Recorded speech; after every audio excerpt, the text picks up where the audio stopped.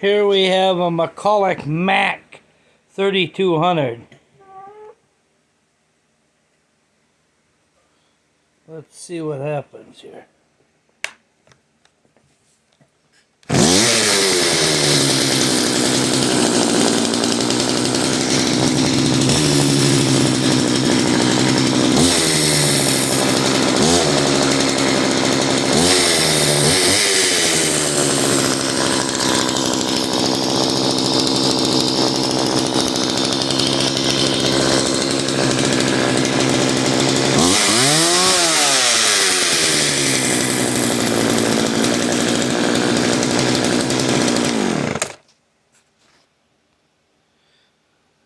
Good running little saw.